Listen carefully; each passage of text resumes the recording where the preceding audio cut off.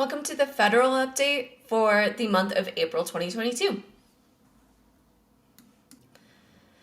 All right, my first update, I actually have a few different articles for unpacking the PREPARE Act. So this first one out of Marijuana Moment, Congressman urges Senate to pass marijuana banking bill as icebreaker to broader reform. And here they also unpack the PREPARE Act a little bit, and also unpacking like the Safe Banking Act and different federal initiatives that we're trying to work through. This other one, the bipartisan bill plans for an inevitable end to federal cannabis prohibition. The bill is being proposed by two Republicans and a progressive Democrat. So this is, again, unpacking the PREPARE Act a little bit more. And then federal cannabis legislation, PREPARE Act. This is from Harris and Bricken. Also, another really great article. So here's just a high-level summary. On April 12th, a bipartisan collective of congressmen introduced a bill that would require a U.S. Attorney General to lead a commission to oversee the process of making recommendations for a cannabis regulatory system comparable to the current alcohol regulation system. The PREPARE Act is just one more in a flurry of recent proposed federal cannabis legislation. The Marijuana Opportunity Reinvestment and Expungement Act, the MORE Act, was initially proposed in 2020 and just passed through the House of Representatives by a vote on March 31st. Unlike the MORE Act, which aims at removing marijuana from the list of banned substances, the PREPARE Act focuses on the creation of a committee charged with making recommendations regarding how to regulate cannabis in the United States. Other proposed federal legislation concerning cannabis include the States Reform Act, introduced last year by Republican South Carolina Representative Nancy Mace, and the Delayed Cannabis Administrative and Opportunity Act, sponsored by Senate Majority Leader Chuck Schumer and Senator Cory Booker and Ron Wyden. Recently, the Senate also passed the Cannabinoid and Marijuana Research Expansion Act, a bill focused more narrowly on the research efforts. And the U.S. Senate votes to expand cannabis research, and Congress passes the research bills. So, just days after the Senate passed a cannabis research bill, the House of Representatives have passed its own.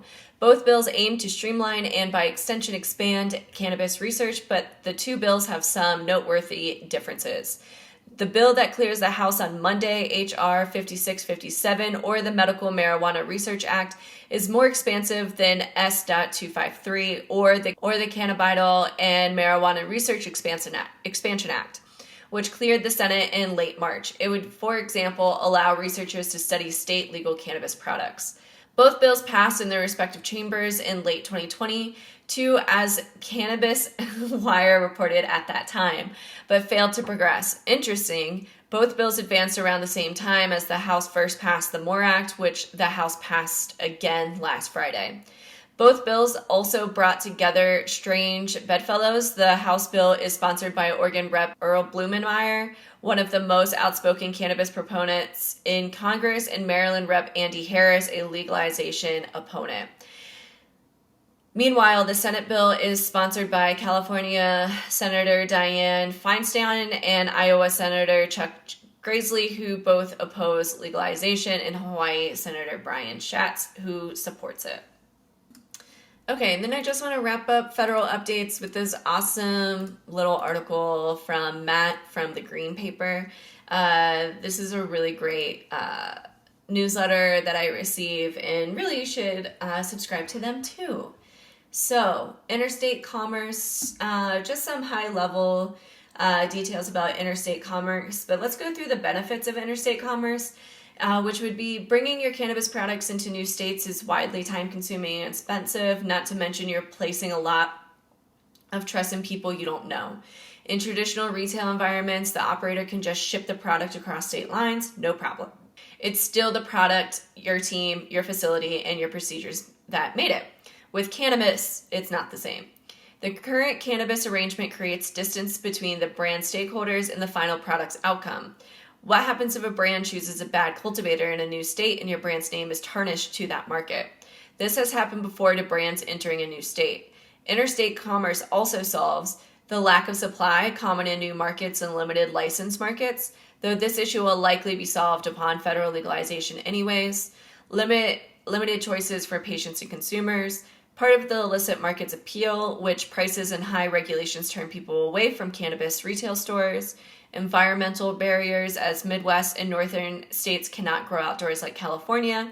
And then, of course, supply chain issues on the businesses side of things. So, like I said, just a really great high-level article about interstate commerce. I definitely have a lot of thoughts about interstate commerce. For me, I feel like the reason why we want interstate commerce so much is because we have an oversupply and we're trying to stabilize the price points in those markets.